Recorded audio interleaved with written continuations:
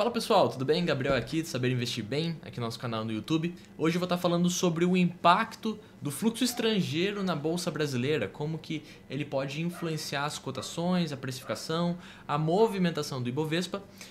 Eu vou abordar alguns pontos importantes, já vou falar deles. Só lembrando aqui como começo de vídeo, esse conteúdo aqui, esse vídeo não é recomendação de investimento, tá? E eu sempre peço, consulte os dados. Então você viu o vídeo, vai estudar também sobre o tema, que aí você se aprofunda mais, tem informação mais precisa para tomar a sua decisão. Então, o principal objetivo do vídeo de hoje é explicar como que os investidores internacionais influenciam o desempenho da B3. Então a ideia é ser um vídeo atemporal, que você pode assistir em qualquer momento, em que ele vai fazer algum tipo de sentido. Então hoje eu vou abordar esses pontos aqui, o que é o fluxo estrangeiro, como que ele é composto, quem que participa desse fluxo, quais são os países que investem no Brasil, o porquê que é importante entender e também como acompanhar esse fluxo, onde que eu posso pegar essa informação para eu poder olhar por conta própria, para não depender de ninguém. Eu acho que isso é uma preocupação muito minha, né? Ter um material, ter uma ferramenta para eu fazer sozinho, sem depender de outra pessoa. E aí, como eu disse, o objetivo é analisar a representatividade, origens, preferências e impacto dos investidores estrangeiros na B3. Primeira coisa que eu vou estar mostrando é justamente essa representatividade, tá? A fonte aqui é da própria CVM, aqui a gente mostra a carteira contra país em relação a dezembro de 2024. É um Excel, tá? E esse Excel aqui ele é bem grande, ele tem todos os investimentos ali praticamente. Tem cota de fundo de investimento, tem títulos e valores imobiliários no sentido de renda fixa. Então tem bastante coisa, mas eu separei essa coluninha aqui que mostra o país de domicílio tributário e também as ações e títulos de participação no capital, tá? Então participação no capital que também não está listada. No caso, o total geral de países que estão fora do Brasil está aqui na ordem de R$ 1 trilhão. Então olha só que interessante aqui, ó, R$ 1 trilhão, sendo o principal responsável, o principal participante, os Estados Unidos, com quase metade desse volume, 490 bilhões de reais. E aí nós temos outros países com uma representação menor, Luxemburgo, Reino Unido, Singapura, Canadá, Irlanda, Noruega, China, mas você vê mesmo que o segundo colocado já tem uma diferença muito grande em relação aos Estados Unidos, que representa aí praticamente dessa participação do fluxo aí dos países estrangeiros na nossa Bolsa Brasileira. E aqui a evolução recente desse fluxo, o site que eu peguei aqui chama Quantum. Então mostra só que ó, em junho de 2024 a gente estava tendo uma saída, uma fuga de capital estrangeiro, o qual foi retomado em julho, em agosto, e aí você vê que os meses oscilam bastante, não é algo constante, né? E em maio de 2025, ou seja, nesse último mês, antes de junho agora, nós tivemos mais de 10 bilhões de reais de entrada, então foi uma entrada bem parecida com agosto de 2024, e a gente vai ver mais pra frente o quanto que isso pode movimentar a Bolsa Brasileira. Olha só, esse gráfico aqui é bem interessante, mostra o crescimento aí do investidor estrangeiro na visão acumulada, que eu peguei da Genial, tá? Então de janeiro até metade de janeiro tem uma queda do fluxo, aí você vê que uma retomada aqui começa na metade de janeiro até o finalzinho de março. Em abril já temos uma queda no fluxo e uma retomada em maio. Então maio foi um movimento bem forte de fluxo estrangeiro que acumulou no ano mais de 20 bilhões de reais. Aqui eu também separei do site do Infomoney, tá? O site aqui, quem quiser dar uma olhada, pode pesquisar na internet, as ações e setores preferidos. Então não existe um relatório que fala com clareza assim, ó, fala assim, não, os investidores estrangeiros investem mais em X empresa. Mas nós temos aqui com a Infomoney algumas procuras, algumas ações que está tendo procura pelos estrangeiros, né? Até cita aqui com compras líquidas significativas. Então aqui nós temos o setor financeiro, aí ele cita algumas empresas, como por exemplo o Itaú, o BTG Pactual, aí ele também cita empresas de infraestrutura como a Sabesp, né?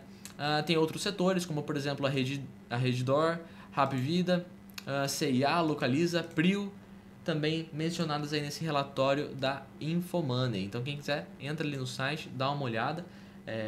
Apenas de curiosidade, você vê aí que aparece bastante sobre o setor financeiro. E eu falo aqui no canal bastante do setor financeiro. Por isso eu trouxe junto a esse relatório da Infomoney a participação em duas grandes empresas do setor financeiro do Brasil. no caso, o Banco do Brasil. Então isso aqui é a composição acionária que você pega no site de RI, você vê que 50% pertence à União Federal, 0,4% das ações estão na tesouraria, 49,6% estão em free float. Só que de todo esse capital que está em free float, de todo o capital que está aqui, que o Banco do Brasil possui, de todas as ações que ele possui, 26% está em free float e nas mãos de investidores locais, residentes, brasileiros, onde sua residência fiscal é Brasil. Já 23% está na mão do estrangeiro. Então, olha só, mais que 1/5 do Banco do Brasil está na mão de estrangeiros, tá? Esse relatório é atualizado com a data do dia 3/6, também está no site de RI para a gente consultar.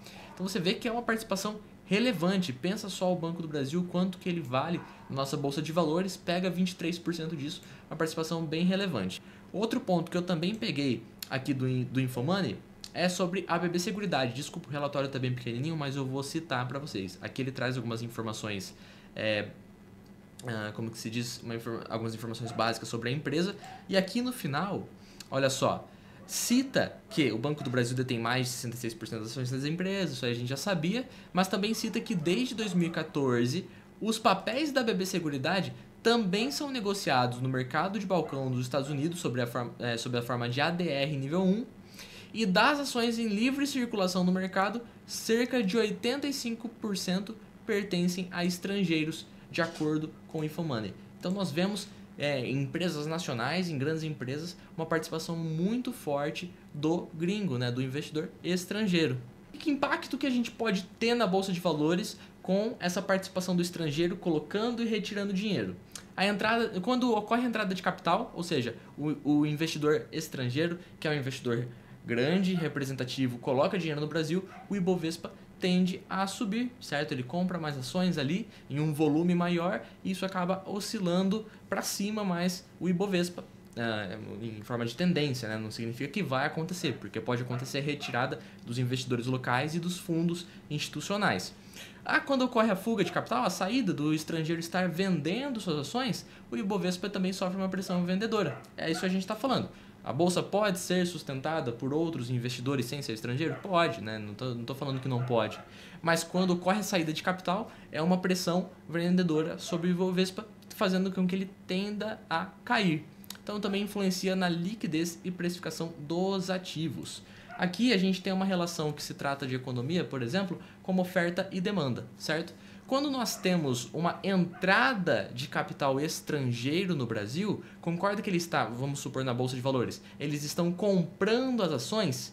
Quando eles compram as ações, eles tiram essas ações de circulação, ou seja, possui menos oferta na Bolsa brasileira, e isso faz com que a precificação dos ativos suba. É uma relação de oferta e demanda. Quanto menos em circulação, maior tem de ser o preço. Agora, quando ele está vendendo suas ações, ele está colocando no mercado, está devolvendo no mercado. Aí ocorre uma maior oferta, a pressão vendedora tende com que os preços dos ativos caiam, tá? Isso funciona para commodity e também funciona aqui para as ações quando a gente vai olhar dessa forma.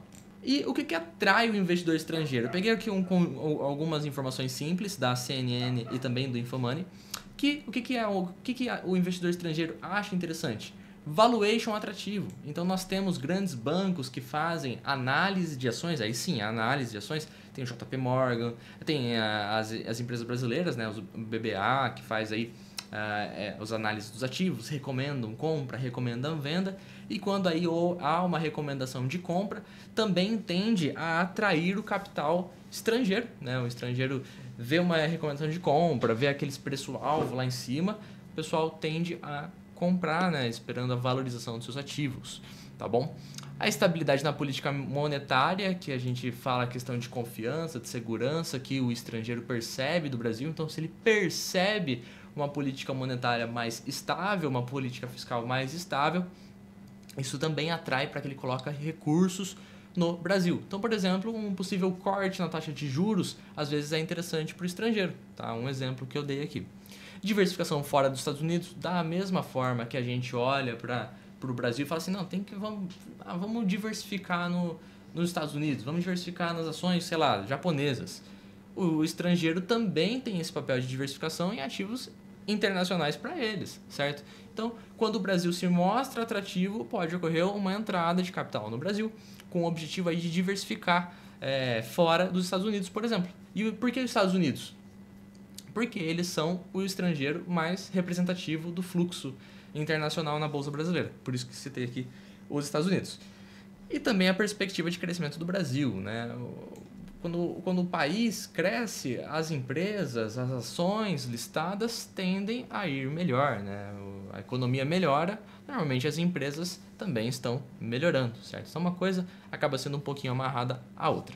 E agora eu voltei com aquele gráfico que eu trouxe lá em cima, mostrando a similaridade do fluxo estrangeiro com a Bolsa Brasileira. Então olha só, o fluxo estrangeiro aqui você vê que em janeiro, até metade de janeiro, ele estava caindo o fluxo estrangeiro.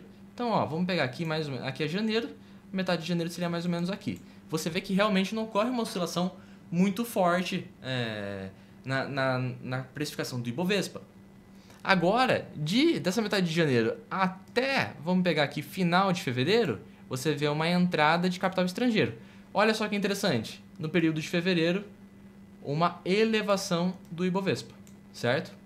Aí depois de fevereiro há uma queda até aqui a metade de março. Olha o que acontece aqui no Ibovespa. Também uma queda, certo? Aí tem aqui na entrada novamente uma alta. O que acontece aqui? Uma alta. Aqui depois tem uma retirada aqui do capital estrangeiro. O que acontece com o Ibovespa? Ele cai. Opa, ficou feio esse risco aqui. Ele cai. Desde aí então temos uma entrada nova de capital estrangeiro.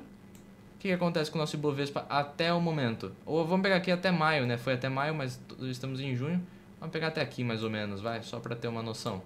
Olha só, percebe que o movimento é bem semelhante da entrada de capital estrangeiro e da movimentação do Ibovespa? Então, bem curioso, por isso que eu queria trazer esse estudo, porque é bem curioso essa movimentação aqui em cima, que eu estou trazendo para vocês. Parece que os dois se movimentam em conjunto. E aí você vai me perguntar, da onde que eu posso tirar a informação da entrada de fluxo estrangeiro? Tem algum site para tirar? Tem. Eu vou mostrar aqui para vocês um site bem legal. Ó, pessoal, esse é o site chamado Dados de Mercado, tá? Esse é o símbolozinho dele aqui em cima. Aqui traz exclusivamente o fluxo de investimentos na B3, nesse aqui que eu estou, né? dadosdemercado.com.br/fluxo. E aqui você pode interagir com este gráfico aqui. Deixa eu tentar dar um zoom aqui para ficar maior para vocês. Então, olha só, você pode estar acompanhando aqui a movimentação diária, inclusive, ó, da entrada do fluxo estrangeiro. Então, vamos ver o que aconteceu aqui no último relatório que eu tenho, dia 13, sexta-feira, né? Então, na sexta-feira, olha só o que aconteceu. A gente pode puxar aqui embaixo também, né? Dia 13, houve uma retirada do estrangeiro, 12 milhões de reais. O institucional retirou 274 milhões. Já a pessoa física entrou comprando 179 milhões. Aí tem outros aqui também, enfim. Então você pode acompanhar dia a dia, né? Bem interessante esse gráfico aqui, acho que é bem legal de interagir com ele. Tem uma série histórica aqui de um ano, né? Vai até julho de 2024, mas já é o suficiente para entender um pouquinho do Ibovespa. Eu nem cliquei aqui, mas olha só, dá para ver só o estrangeiro, dá para ver a pessoa física. Eu nem tinha clicado aqui antes, acabei de ver que dá para mexer. Então dá para ver como a pessoa física está comprando, como o institucional está comprando, né? Instituições financeiras, como elas estão comprando. Então bem legal esse site aqui para olhar essas informações. Bom, pessoal, esse é o vídeo de hoje. Espero que vocês tenham gostado. Deixa seu like, se inscreve no canal. Vou ficando por aqui. Até a próxima e tchau.